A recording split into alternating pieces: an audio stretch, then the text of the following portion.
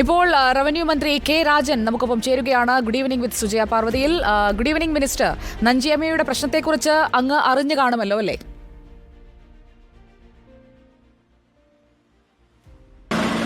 തീർച്ചയായിട്ടും നഞ്ചിയമ്മ ഇന്ന് തത്സമയം റിപ്പോർട്ടറിനൊപ്പം ചേർന്നപ്പോൾ അവർ പറഞ്ഞ വാചകങ്ങളാണ്. കേൾക്കാം മിനിസ്റ്റർ. നഞ്ചിയമ്മ പറയുന്നത് അവകാശപ്പെട്ട ഭൂമിയാണ്. 3 പതിറ്റാണ്ട് കാലമായി ആ ഭൂമിക്കായുള്ള പോരാട്ടത്തിലാണവർ. അവർക്ക് അവകാശപ്പെട്ടതാണെന്ന് ബോധ്യപ്പെട്ടിട്ടും അവർക്ക് കൃഷി ഇറക്കാൻ കഴിയാത്ത ഒരു സാഹചര്യം. സർക്കാർ വകുപ്പിൽ നിന്നുള്ള ഉദ്യോഗസ്ഥരാണ് അവരെ തടയുന്നത്. എന്തുകൊണ്ടാണ് സാർ ഇങ്ങനെ? അല്ല, ഇവിടെ നഞ്ചിയമ്മയുടെ മാത്രമല്ല, നഞ്ചിയമ്മയുടെയും കുടുംബത്തിൻ്റെയും അതുപോലെ ഇപ്പോൾ പ്രയാസമുന്നയിക്കുന്ന ആദിവാസികളുടെയും അന്യാധീനപ്പെട്ട ഭൂമി തീർച്ചയായിട്ടും തിരിച്ചു പിടിക്കാനും അർഹരായ ആദിവാസികളുടെ കയ്യിലേക്ക് തന്നെ അത് കൊടുക്കാനുമുള്ള നടപടികളാണ് സർക്കാർ സ്വീകരിച്ചു വരുന്നത്. പ്രത്യേകിച്ച് ഈ ഗവൺമെൻറ് വന്നതിന് ശേഷം ഇവിടെ പാലക്കാട് റിപ്പോർട്ട് ചെയ്യുന്നത് നിങ്ങളും കേട്ടിരിക്കും എന്ന് ഞാൻ വിചാരിക്കുന്നു.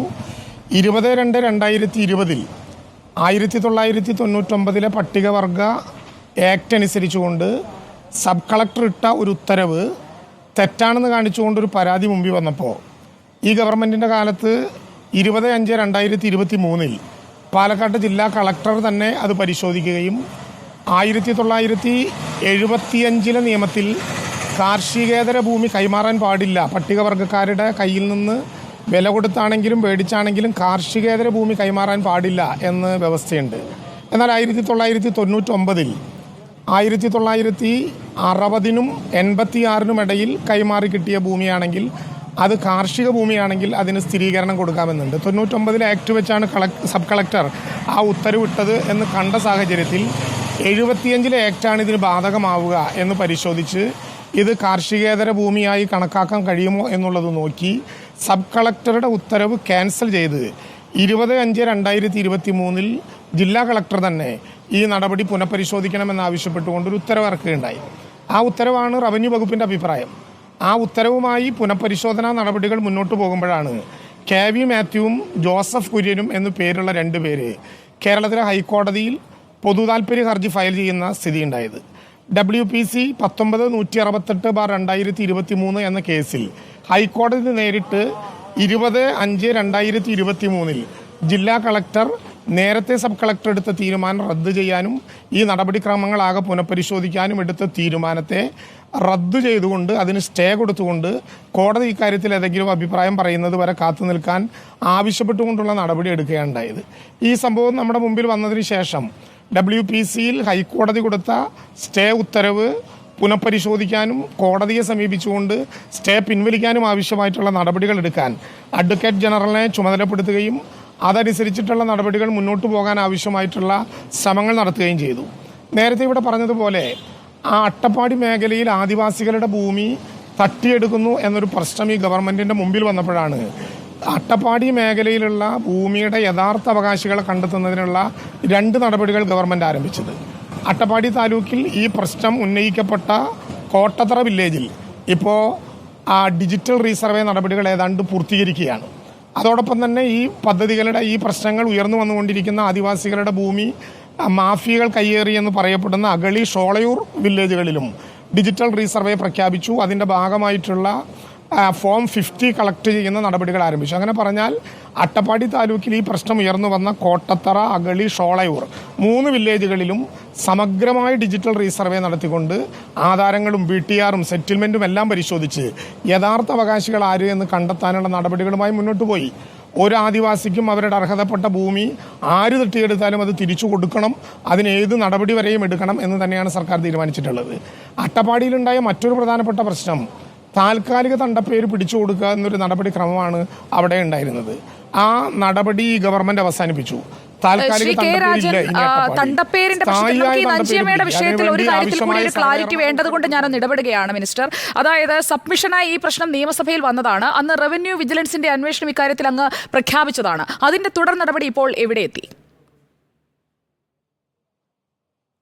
അല്ല, അതിൻ്റെ തുടർ നടപടി സുജയ്, ഒരു കാര്യത്തിൽ നിർബന്ധം പിടിക്കരുത്. കാരണം നിങ്ങൾക്ക് വേണ്ടത് മാത്രമേ ഞങ്ങൾ പറയുന്നത് കേൾക്കുള്ളൂ എന്ന് കരുതരുത്. ആദിവാസികളുടെ ഭൂമി അന്യാധീനപ്പെട്ട, ഞാൻ നേരത്തെ പറഞ്ഞതുപോലെ കോട്ടത്തറ, അഗളി, ഷോളയൂർ സ്ഥായിയായ ഒരു പരിഹാരത്തിലാണ് നിങ്ങൾ ആലോചിക്കുന്നതെങ്കിൽ, റിപ്പോർട്ടർ എപ്പോഴും അങ്ങനെ ആലോചിക്കും എന്നാണ് എൻ്റെ പ്രതീക്ഷ. കോട്ടത്തറ, അഗളി, ഷോളയൂർ വില്ലേജുകളിൽ സമഗ്രമായ ഡിജിറ്റൽ റീസർവേ നടക്കുകയാണ്. യഥാർത്ഥ ഭൂമിയുടെ ഉടമസ്ഥനെ കണ്ടെത്താൻ കഴിയുന്ന കേരളത്തിൽ ആരംഭിച്ച ഏറ്റവും സുതാര്യമായ RTK റോവർ ഉപയോഗിച്ചുകൊണ്ട് ഇന്ത്യ തന്നെ ആദരിക്കുന്ന സർവേ ആരംഭിച്ചിരിക്കുകയാണ്. അട്ടപ്പാടി താലൂക്കിലെ എല്ലാ വില്ലേജുകളിലും ഈ ഗവൺമെൻറ് പോകുന്നതിന് മുമ്പ് ആ നടപടി നടക്കും.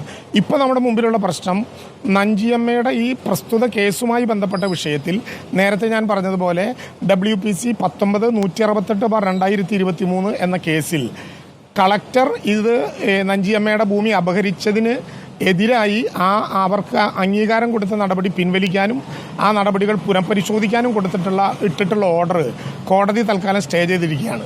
ആ സ്റ്റേ വെക്കേറ്റ് ചെയ്താൽ മാത്രമേ ആ നടപടികളുമായി മുന്നോട്ട് പോകാനാകൂ. റവന്യൂ വിജിലൻസ് നേരത്തെ സബ്മിഷൻ ഉന്നയിച്ചതുപോലെ റവന്യൂ വിജിലൻസ് ഇതിൻ്റെ പിന്നിലെ കാരണക്കാരെ കൃത്യമായി അന്വേഷിക്കുന്നുണ്ട്. അത് നിയമത്തിൻ്റെ മുമ്പിൽ കൊണ്ടുവരും. നഞ്ചിയമ്മയുടെ മാത്രമല്ല, അട്ടപ്പാടിയിൽ ആദിവാസികളുടെ ഭൂമി അന്യാധീനപ്പെടാൻ വേണ്ടി ആര് സംഘടിതമായി ശ്രമിച്ചാലും, അവരെത്ര കരുത്തരാണെങ്കിലും അവരെ നിയമത്തിന് മുമ്പിൽ കൊണ്ടുവന്ന് അർഹതപ്പെട്ട ഭൂമി തീർച്ചയായിട്ടും ആദിവാസി സമൂഹത്തിന് കൊടുക്കുക എന്നുള്ള കാര്യത്തിൽ പ്രതിജ്ഞാബദ്ധമായിട്ടാണ് ഈ ഗവൺമെൻറ് ഇടപെടുന്നത്. അതുമായി ബന്ധപ്പെട്ട പ്രശ്നങ്ങളുണ്ട്. നിയമത്തിലെ വ്യവസ്ഥകളും കോടതി വിധികളും അംഗീകരിച്ചുകൊണ്ട് മാത്രമേ സർക്കാരിനും അതിൻ്റെ സംവിധാനത്തിനും പ്രവർത്തിക്കാൻ കഴിയൂ എന്നൊരു പ്രയാസമാണ് ഇപ്പോൾ നമ്മുടെ മുമ്പിലുള്ളത്. അപ്പം അതുകൊണ്ട് തന്നെ അടിയന്തിരമായി കോടതിയിൽ AGയുമായിട്ട് ഇപ്പോൾ ഈ കാര്യം കഴിഞ്ഞ ദിവസം ചർച്ച ചെയ്തിട്ടുണ്ട്. അടിയന്തിരമായി സ്റ്റേ വേക്കേറ്റ് ചെയ്തുകൊണ്ട് കളക്ടറുടെ പഴയ നടപടികളിലേക്ക് നമുക്ക് വരാൻ കഴിഞ്ഞാൽ ഈ കാര്യത്തിനൊരു സ്ഥായിയായ പരിഹാരം കാണാൻ കഴിയും. അതിനാവശ്യമായ എല്ലാ വിധത്തിലുമുള്ള ഇടപെടലുകൾ സർക്കാരിൻ്റെ ഭാഗത്തു നിന്നുണ്ടാകും. ശ്രീ കെ രാജൻ, അഗളി വില്ലേജിലെ നികുതി രസീത് അത് വ്യാജമായി കിട്ടി ഇവർക്ക്. അപ്പോൾ അഗളി വില്ലേജിൽ നിന്നാണ് ഇവരോട്, നഞ്ചിയമ്മയോട് ഈ ഭൂമിയിൽ നിന്ന് മാറണമെന്ന് ആവശ്യപ്പെടുന്നത്. അപ്പോൾ ഉദ്യോഗസ്ഥരുടെ ഭാഗത്തു നിന്ന്, ട്രൈബൽ തഹസിൽദാരുടെ ഭാഗത്തു നിന്ന് ഒക്കെ ഉണ്ടായിട്ടുള്ള അനധികൃതമായ ഇടപെടലുകൾ, വ്യാജ രസീത് ചമയ്ക്കുന്നതിനുള്ള കൂട്ടുനിൽക്കലുകൾ അതൊക്കെ ഉണ്ടായിട്ടുണ്ടെങ്കിൽ ആ വകുപ്പിൽപ്പെട്ട ഉദ്യോഗസ്ഥർക്കെതിരെയും നടപടി ഉണ്ടാകേണ്ടതല്ലേ? ഉറപ്പായിട്ടും ആ കാര്യങ്ങൾ ഞങ്ങൾ പരിശോധിച്ച് അങ്ങനെ ആരെങ്കിലും, ഇവിടെ മാത്രമല്ല എവിടെയും വ്യാജ രസീത് ഉണ്ടാക്കാൻ വേണ്ടി ശ്രമം നടത്തിയിട്ടുണ്ടെങ്കിൽ ആ കാര്യം പരിശോധിക്കും. നേരത്തെ പറഞ്ഞതുപോലെ അതുകൊണ്ടാണ് 20/2/2020 ഒറ്റപ്പാലം സബ് കളക്ടർ ഇട്ട ഒരു നടപടി, 99 നിയമത്തിൻ്റെ അടിസ്ഥാനത്തിൽ സാധൂകരിച്ചുകൊണ്ടിട്ടൊരു നടപടി ക്യാൻസൽ ചെയ്യാനുള്ള തീരുമാനം 20/5/2023 ജില്ലാ കളക്ടർ എടുത്തത്. എനിക്ക് കൂടി ലഭ്യമായിട്ടുള്ള പരാതിയിൽ അന്വേഷണം നടത്തണമെന്ന് ആവശ്യപ്പെട്ട ഘട്ടത്തിൽ കളക്ടർ ആ കാര്യം പ്രത്യേകമായി സൂചിപ്പിച്ചിരുന്നു. അതുകൊണ്ടാണ് ഉത്തരവ് ക്യാൻസൽ ചെയ്തത്. നിയമപരമല്ലാത്ത നടപടിക്രമങ്ങൾ ഞങ്ങൾക്ക് അത് ലഭ്യമാകുന്ന മുറയ്ക്ക് ആരാണ് നടത്തിയതെങ്കിലും അവർക്കെതിരെ കർശനമായ നടപടി ഉണ്ടാകും. റവന്യൂ വിജിലൻസിൻ്റെ അന്വേഷണത്തിൽ ഈ നികുതി റെസീറ്റ് വ്യാജമായി രേഖയുണ്ടാക്കൽ തുടങ്ങി. ഇപ്പോൾ ഉന്നയിക്കപ്പെട്ടിട്ടുള്ള പ്രശ്നം തീർച്ചയായും പരിഹരിക്കപ്പെടും. അതിന് ഉത്തരവാദികളായ ഉദ്യോഗസ്ഥന്മാർക്കെതിരെ നടപടി ഉണ്ടാകും. ആ അർത്ഥത്തിൽ നഞ്ചിയമ്മ ഇന്ന് അട്ടപ്പാടിയിലെ ഒരു സാധാരണ കർഷകയല്ല. ലോകത്തിൻ്റെ മുമ്പിൽ കേരളം അതിൻ്റെ ഹൃദയത്തോട് ചേർത്ത് പിടിക്കുന്ന മലയാളിയുടെ അഭിമാനമായിട്ടുള്ള ഒരാളാണ് എന്നുള്ളത് കൂടി കണക്കിലെടുത്തുകൊണ്ട് ആർക്കുണ്ടെങ്കിലും അതേ നടപടിയായിട്ട് ഗവൺമെൻറ് മുന്നോട്ട് പോകും. പക്ഷേ അതുകൂടി കണക്കിലെടുത്തുകൊണ്ട് കൂടുതൽ കാര്യക്ഷമമായി ഈ കാര്യത്തിൽ ഇടപെടും എന്ന് തന്നെയാണ് സർക്കാരിന് ഈ ഘട്ടത്തിൽ ഉറപ്പ് നൽകാനുള്ളത്. മിനിസ്റ്റർ, ഒരു കാര്യം കൂടി, കെ വി മാത്യു ആണ് ഈ ഭൂമി അനധികൃതമായി ക്രയവിക്രയം നടത്തിയിരിക്കുന്നത്. ഇതേ കെ വി മാത്യു തന്നെ സമാനമായ രീതിയിൽ മറ്റു പലരിൽ നിന്നും ഇതുപോലെയുള്ള ഇടപാടുകൾ നടത്തിയിട്ടുണ്ട്. അങ്ങേക്ക് അങ്ങനെ വന്നിരിക്കുന്ന കൃത്യമായ ഇടപാടുകളെ കുറിച്ച് അറിയാവുന്ന ആളുകൾ ഇന്ന് റിപ്പോർട്ടറിലൂടെ വെളിപ്പെടുത്തിയ കാര്യങ്ങൾ കൂടി അങ്ങൊന്ന് കേൾക്കണമെന്ന് ഞാൻ അഭ്യർത്ഥിക്കുകയാണ്. നഞ്ചിയമ്മയുടെ മാത്രം പ്രശ്നമല്ല, അങ്ങ് സൂചിപ്പിച്ചതുപോലെ അട്ടപ്പാടിയിലെ 100 കണക്കിന് ആദിവാസികളുടെ ഭൂമിയാണ് കെ വി മാത്യു അടക്കമുള്ള ആളുകൾ ഉൾപ്പെടുന്ന ഭൂമാഫിയ കൈമാറിയിരിക്കുന്നത്. അത് രേഖാമൂലം അധികൃതരുടെയൊക്കെ ശ്രദ്ധയിൽപ്പെടുത്തിയതാണ്. പക്ഷേ അട്ടപ്പാടിയിലേക്ക് ആരും തിരിഞ്ഞു നോക്കുന്നില്ല എന്ന് സാമൂഹ്യ പ്രവർത്തകർ പറയുന്നുണ്ട്. അവരുടെ വാക്കുകൾ കൂടി ഒന്ന് മിനിസ്റ്ററുടെ ശ്രദ്ധയിലേക്ക് നമ്മൾ വയ്ക്കുന്നു. ഏകദേശം 600ഓളം ഇത്തരമുള്ള ഭൂമാഫികൾ അട്ടപ്പാടിയിൽ പിടിമുറുക്കി കഴിഞ്ഞു. ഇപ്പോൾ നഞ്ചിയമ്മയുടെ ഭൂമി പോലെ തന്നെ കൃത്രിമ രേഖകളുണ്ടാക്കി, സർവേ രേഖകളുണ്ടാക്കി, പട്ടയങ്ങൾ വാങ്ങി ഭൂമികൾ കയ്യേറി തട്ടിയെടുക്കുന്ന നിരവധി ആയി കഴിഞ്ഞിട്ടുണ്ട്. ഇപ്പോൾ മൂലകെങ്കിൽ, വെച്ചപ്പതി, വെള്ളകുളം തുടങ്ങിയ പ്രദേശങ്ങളിലൊക്കെ കോയമ്പത്തൂർ, ബാംഗ്ലൂർ കേന്ദ്രീകരിച്ച വൻ മാഫിയകളാണ് ഇത്തരത്തിൽ ചെയ്യുന്നത്. എല്ലാ രേഖകളും എല്ലാ TLA ഉത്തരവുകളും ഉള്ള ഭൂമികളിൽ പോലും അവർ കൃത്രിമ രേഖകളുണ്ടാക്കുന്നു. രാത്രിയിൽ അവർ വാഹനങ്ങളിൽ വരുന്നു, മിക്സർ മെഷീൻ ഉപയോഗിക്കുന്നു, ട്രില്ലർ ഉപയോഗിക്കുന്നു, കുഴിയെടുക്കുന്നു, വേലി കെട്ടുന്നു, എല്ലാ നിയമങ്ങളും ലംഘിക്കുകയാണ്. മുഴുവൻ ഉദ്യോഗസ്ഥരെന്ന് പറഞ്ഞാൽ വില്ലേജ് റവന്യൂ ഉദ്യോഗസ്ഥർ, ഇപ്പോൾ ഭരണ രാഷ്ട്രീയ പാർട്ടികളുടെ നേതാക്കന്മാരാണ് മുന്നിൽ നിന്നുകൊണ്ട് ഇത്തരം കാര്യങ്ങൾ ചെയ്യുന്നത്. കളക്ടറോട് സ്ഥലം സന്ദർശിക്കാൻ റവന്യൂ വകുപ്പ് ഉദ്യോഗസ്ഥർ ചീഫ് സെക്രട്ടറി പറഞ്ഞാൽ പോലും ജില്ലാ കളക്ടർ തയ്യാറാവുന്നില്ല. RDO സ്ഥലം സന്ദർശിക്കാൻ പോകുന്നില്ല. 1275 എന്ന് പറയുന്ന കോട്ടത്തറ വില്ലേജ് സർവേ നമ്പറിൽ ആകെ 224 ഏക്കർ ഭൂമി മാത്രമാണുള്ളത്. അവിടെ 700 ഏക്കർ ഭൂമിക്കാണ് വ്യാജ ആധാരങ്ങൾ ഉണ്ടാക്കിയിരിക്കുന്നത്. ആ വ്യാജ ആധാരങ്ങളാണെന്ന് റവന്യൂ വകുപ്പ് കണ്ടെത്തുകയും ചീഫ് സെക്രട്ടറി അന്വേഷണ റിപ്പോർട്ട് ഉണ്ടാവുകയും ചെയ്തിട്ടുണ്ട്. ഒരു നടപടിയും എടുക്കുന്നില്ല. 10 കൊല്ലം കഴിഞ്ഞു. 955 ആപ്ലിക്കേഷനാണ് അത് ഈ ആക്ട് നടപ്പിലാക്കാൻ വേണ്ടി വെച്ചത്. അതിൽ ഒന്നുപോലും ഇന്ന് അതിൽ ഒരു ആപ്ലിക്കേഷന് പോലും ഇന്ന് ഭൂമി തിരിച്ചെടുത്ത് കൊടുത്തിട്ടില്ല. അത് 75 ആയിക്കോട്ടെ, 99 ആക്ട് ആയിക്കോട്ടെ, ഈ രണ്ടിലും ഒരു തുണ്ട് ഭൂമി പോലും എടുത്ത് കൊടുത്തിട്ടില്ല. വനാവകാശ പ്രകാരം 10,772 ഏക്കർ ഭൂമി കിട്ടാനുണ്ട്, ഏക്കർ ഭൂമി കിട്ടാനുണ്ട്. പക്ഷേ ഇപ്പോൾ കിട്ടിയിരിക്കുന്നത് 2,358 ഏക്കർ മാത്രമേ കിട്ടിയിട്ടുള്ളൂ. അതിലും നമ്മൾ പറ്റിച്ചിരിക്കുകയാണ്. അതുകൊണ്ട് തീർച്ചയായും ഭൂമി തന്നെയാണ് നമ്മുടെ രക്ഷാമാർഗം, അതുതന്നെയാണ് കിട്ടേണ്ടതും. ആദിവാസികൾക്ക് അട്ടപ്പടി വിട്ട് എവിടെയും പോകാനുമില്ല. മിസ്റ്റർ കെ രാജൻ നമുക്കൊപ്പം തത്സമയം ചേരുകയാണ്. മിനിസ്റ്റർ, അങ്ങ് ഇക്കാര്യത്തിൽ കൃത്യമായ നടപടിയെടുത്ത് മുന്നോട്ട് പോകും എന്നുള്ള ഒരു പ്രതീക്ഷയാണ് അങ്ങയുടെ വാക്കുകളിൽ നിന്ന് നമുക്കിപ്പോൾ കിട്ടുന്നത്. ഇവരിപ്പോൾ പറഞ്ഞ വിഷയം 955 ആപ്ലിക്കേഷൻ, 600 ഏക്കർ ഭൂമി, ഇതൊക്കെ വിപുലമായ ഒരു പരിശോധന നടത്തേണ്ട ഒരു സാഹചര്യത്തിലേക്കല്ലേ എത്തിയിരിക്കുന്നത്? ഇതിനകം തന്നെ പരിശോധനകൾ പലതും നടക്കുന്നുണ്ടെന്ന് എനിക്കറിയാം. എങ്കിലും ഇത് കേട്ടിരിക്കുന്ന ആളുകൾക്ക് കൂടി അത് ബോധ്യപ്പെടുന്ന രീതിയിൽ സർക്കാർ ഇപ്പോൾ സ്വീകരിച്ചിരിക്കുന്ന നടപടികൾ, ഇനി സ്വീകരിക്കാൻ ഉദ്ദേശിക്കുന്ന നടപടികൾ എന്തൊക്കെയാണ്? അല്ല, സുജയ്ക്കെങ്കിലും ഇത് മനസ്സിലാകുമെന്ന് ഞാൻ വിചാരിക്കുന്നു.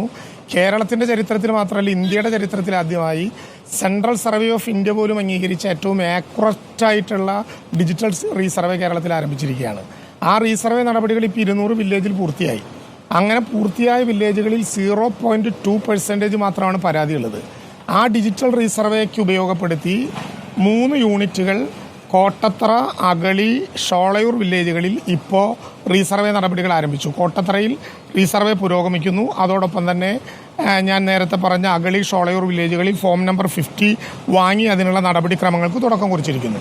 ഇത് യഥാർത്ഥത്തിൽ ഇനി വേലി പോലുമില്ലാതെ ഡിജിറ്റൽ വാലിയിലൂടെ ഓരോ ലാൻഡ് പാഴ്സലും കൃത്യമായി ആരുടേത് എന്ന് രേഖപ്പെടുത്താൻ കഴിയുന്ന 1936 മലബാറിൽ ഉണ്ടായതിനു ശേഷം കേരളത്തിലെ ആദ്യത്തെ സെറ്റിൽമെൻ്റാണ് ഇപ്പോൾ ഈ കേരളത്തിൽ നടക്കുന്നത്. ആ സെറ്റിൽമെൻറ്റ് നടപടികളുടെ ഭാഗമായിട്ടുള്ള ഡിജിറ്റൽ റീസർവേ പൂർത്തിയായി കഴിഞ്ഞാൽ 10 വർഷമായി ഉന്നയിക്കപ്പെടുന്ന ഈ പ്രശ്നത്തിന് സായായ പരിഹാരം ഉണ്ടാകും എന്ന കാര്യത്തിൽ 100% ഞങ്ങൾക്ക് ഉറപ്പുണ്ട്. ആ നടപടികളുമായി മുന്നോട്ട് പോവുകയാണ്. ഇപ്പോൾ അഗളി, ഷോളയൂർ, കോട്ടത്തറ വില്ലേജുകളിലാണ് നടപടിക്രമങ്ങൾ ആരംഭിച്ചെങ്കിൽ ആ ട്രൈബൽ താലൂക്കിൽ ബാക്കിയുള്ള പുതൂർ, പാടവയൽ, കല്ലുമല വില്ലേജുകളിൽ കൂടി ഈ ഗവൺമെൻറ്റിൻ്റെ കാലത്ത് തന്നെ 2024-25 സാമ്പത്തിക വർഷം തന്നെ നമ്മുടെ സർവേ നടപടികൾ പൂർത്തീകരിച്ചുകൊണ്ട് ഭൂമിയുടെ ഉടമകളായിട്ടുള്ള ആദിവാസികൾക്ക് അവരുടെ അർഹതപ്പെട്ട ഭൂമി പൂർണ്ണമായും തിരിച്ചു കൊടുക്കും. നേരത്തെ ഇവിടെ സംസാരിച്ചപ്പോൾ സൂചിപ്പിച്ചതുപോലെ 1975-ലെയും 1999-ലെയും പട്ടികവർഗ വിഭാഗങ്ങൾക്ക് ഭൂമി കൈമാറ്റം ചെയ്യപ്പെടുമ്പോൾ ഉണ്ടാകുന്ന എല്ലാ സാധ്യതകളും എല്ലാ നിരോധനങ്ങളും ഒക്കെ പഠിച്ചുകൊണ്ട് തന്നെ ആദിവാസികൾക്ക് ആവശ്യമായ ഭൂമി കൊടുക്കുന്നതിൽ ഒരു പ്രത്യേക സ്റ്റാൻഡേർഡ് ഓപ്പറേഷൻ പ്രൊസീജിയർ കേരളത്തിലെ ഗവൺമെൻറ് നടത്താൻ പോകുന്നുണ്ട്. അത് നടപ്പിലാക്കി വരികയാണ്. പട്ടയ മിഷൻ അതിൻ്റെ ഭാഗമാണ്. അതുകൊണ്ട് ആദിവാസി വിഭാഗങ്ങളിലെ ആളുകൾ ഏതെങ്കിലും വിധത്തിലുള്ള പ്രയാസങ്ങളുണ്ടെങ്കിൽ ഒരു കാരണവശാലും അത് പേടിക്കേണ്ടത് കാര്യമില്ല. ബഹുമാനപ്പെട്ട MLA ശ്രീ KK രമ ഇവിടെ നേരത്തെ സൂചിപ്പിച്ചതുപോലെ സബ്മിഷൻ ഉന്നയിച്ചപ്പോഴും അതിൽ തുടർന്ന് ഞങ്ങൾ MLA-മാർ രാഷ്ട്രീയത്തിനതീതമായി പ്രശ്നം ചർച്ച ചെയ്തപ്പോഴും ഗവൺമെൻറ് ആദിവാസികളായ പാവപ്പെട്ട മനുഷ്യരോടൊപ്പമാണ് എന്ന യാഥാർത്ഥ്യം പ്രഖ്യാപിച്ചിട്ടുണ്ട്. ആ നടപടികളുമായി വേഗതയിൽ മുന്നോട്ട് പോകും. ഏറെ താമസിയാതെ റിപ്പോർട്ടറുമായി ആ സന്തോഷവും ഈ ആദിവാസികൾക്ക് അവരുടെ അർഹതപ്പെട്ട ഭൂമി കൊടുത്തിട്ടുള്ള സന്തോഷവും നമുക്ക് പങ്കിടാനാകും എന്ന് തന്നെ ഞാൻ പ്രതീക്ഷിക്കുന്നു. ഇതാണ് ഈ ഘട്ടത്തിൽ പറയാനുള്ള ഏറ്റവും പ്രധാനപ്പെട്ട കാര്യം. മിനിസ്റ്റർ, അതിൽ ഒരുപാട് സന്തോഷമുണ്ട്. അങ്ങനെയുള്ള ഒരു നല്ല വാർത്ത കേൾക്കാനാണ് നമ്മളും കാത്തിരുന്നത്. സരോജിനി അമ്മയെക്കുറിച്ച് അങ്ങ് കേട്ട് കാണും. കോഴിക്കോട് എരമംഗലത്ത് കുടിയിറക്ക് ഭീഷണി നേരിടുന്ന ഒരു വയോധികയാണ്. അവരുടെ ഒരു പ്രശ്നം കൂടി അങ്ങയുടെ ശ്രദ്ധയിലേക്ക്, അധികം സമയമെടുക്കില്ല, അതുകൂടി ഞാനൊന്ന് വെച്ചോട്ടെ. അവരുടെ ഒരു സങ്കട ഹർജിയാണ്. ബാലുശ്ശേരി പഞ്ചായത്ത് പ്രസിഡന്റ് ഒറ്റപ്പെടുത്തിയില്ല എന്ന് പറയുന്നുണ്ട്. പരിപാടിയുടെ സുജയ, ഞാനൊന്ന് ഒരു പരിപാടിയുടെ ഇടയിലാണ് നിൽക്കുന്നത്. എനിക്ക് ആതിര ഇങ്ങനെ സരോജിനിയുടെ ഭൂമിയെ സംബന്ധിച്ചും എരമംഗലത്തെ കോറി പ്രവർത്തനം അവരുടെ ജീവിതം അവതാളമാക്കിയതിനെക്കുറിച്ചും ചില കാര്യങ്ങൾ നേരത്തെ നിങ്ങൾക്ക് ലഭ്യമായ ചില വിവരങ്ങൾ കൈമാറിയിരുന്നു. അത് അടിയന്തരമായി മലപ്പുറം ജില്ലാ കളക്ടറോട് അന്വേഷിക്കാനായി വാക്കാലിപ്പ് ചുമതലപ്പെടുത്തിയിട്ടുണ്ട്. നാളെ ഔപചാരികമായി അതിൻ്റെ ഉത്തരവ് കൂടി കൈമാറും. അക്കാര്യത്തിലും പോസിറ്റീവായിട്ടുള്ള ഒരു നടപടിയായിരിക്കും റവന്യൂ വകുപ്പിൻ്റെ ഭാഗത്തു നിന്നുണ്ടാവുക എന്ന് പ്രാഥമികമായി സൂചിപ്പിക്കുന്നു. മറ്റൊരു പരിപാടിയുടെ ഇടയിൽ നിൽക്കുന്നതുകൊണ്ട് ഇപ്പോഴൊന്ന് മാറാൻ അനുവാദം തരണം. സരോജിനി അമ്മയ്ക്ക് ആ വീട്ടിൽ തന്നെ അന്തിയുറങ്ങാൻ കഴിയുമെന്ന് അങ്ങ് പറഞ്ഞാൽ പിന്നെ അതിൽ കൂടുതൽ ഉറപ്പൊന്നും വേണ്ട. Thank you minister. ഞാൻ അങ്ങനെയല്ലല്ലോ പറഞ്ഞ ആ വിഷയത്തെക്കുറിച്ച് അന്വേഷിക്കും. സരോജിനി അമ്മ എന്ന് പറഞ്ഞാൽ നമ്മുടെ കൂടി അമ്മയ്ക്ക് തുല്യമാണ്. എരമംഗലം എന്ന് പറഞ്ഞാൽ യഥാർത്ഥത്തിൽ പറഞ്ഞാൽ ഞാൻ ജനിച്ചു വീണത് പൊന്നാനി താലൂക്ക് ആശുപത്രിയിലാണെന്നുള്ളത് കൊണ്ട് എരമംഗലം എനിക്ക് നല്ലതുപോലെ അറിയാവുന്ന എൻ്റെ ഒരു ഹോം ടൗൺ ആണ്. അതുകൊണ്ട് നേരിട്ടും ഈ വിഷയങ്ങൾ അന്വേഷിച്ചാൽ വീട്ടുപേര് പറഞ്ഞാൽ അറിയാൻ കഴിയുന്ന വിധത്തിലുള്ള ബന്ധമുണ്ട്. മലപ്പുറം ജില്ലാ കളക്ടറോട് അന്വേഷിക്കാൻ വാക്കാൽ നിർദ്ദേശം കൊടുത്തിട്ടുണ്ട്. അതുമായി ബന്ധപ്പെട്ട നടപടിക്രമങ്ങളുമായി പോകും.